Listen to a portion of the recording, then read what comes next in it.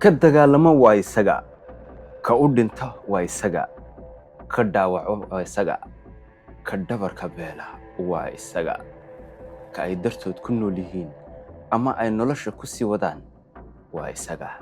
Difaacooga iyo inuu iyaga badbaadiyo ama uu ka ilaaliyo soo galowtiga ka shaqadiisu tahay ee u dhinta waa isaga. Markay dhagka cuntada noqoto ama kii hor cuni lahaa waxay isku afgarteen ama xeer u yaalla ah in boqorku uu keligii horta wax cuno, marka uu dhergo caloosha buuxiyo in ay ka daba cunaan ubadka yaryar iyo goolaha iyo dhehba xaaskiisaba.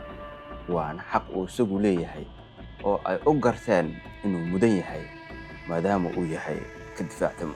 Bad moodaa sidoo kale inuu u carbisan yahay siduu iyaga u difaaci lahaa ama uu iyaga dhiig ugu shubi lahaa.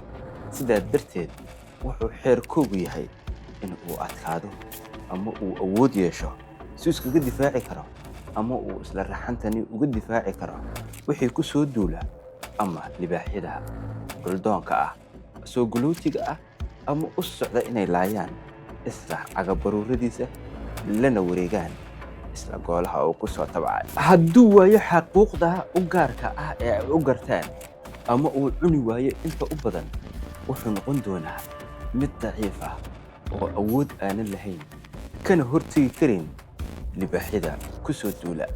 wuxuu sidoo kale u nuglaanayaa ama uu u jilicsanaanayaa in dagaalada lagu soo qaado markasta in laga guulaysto. waana dhaqan oon isleeyahay Soomaalidu berigii hore ma dhaqan kanoo kale ayay soo minguuriyeen.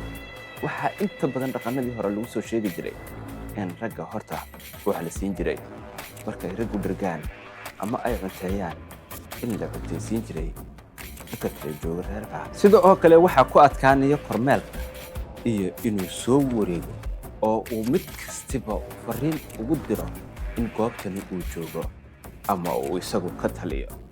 haddii la waayo codkaas iyo dhawaaqa dheer ee gaadhaya goob kaste waxaa soo geli doona isla dhulkani raggii soo galowtiga ahaa oo isagana si kidisa ayaa loo weerari doonaa.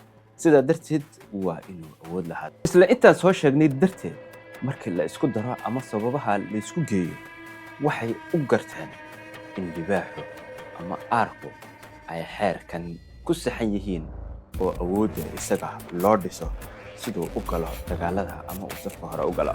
adigu sidaad u aragtaa dhaqanka Soomaalida aan ku soo sheegnay ma jira oo ma yahay wax soo jireena mise annaka ayuu naga yahay mal awaal? dhaqankaasi ma ku saxsan yahay oo ma ku habboon yahay ninka in horta la cuntaysiiyo la dhergiyo maadaama uu yahay ka dhimanaya ama difaactamaya?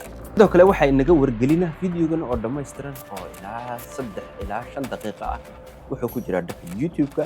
haddaad dhanka YouTube-ka naga daawanaysidna waxaad daawanaysaa barnaamijyada ballan qaadnay ee daqiiqaduhu ku ahaa ama ka dheeraayaan 1 iyo 2 daqiiqo sidii aan ballan qaad ku soo sameynay. mahadsanid.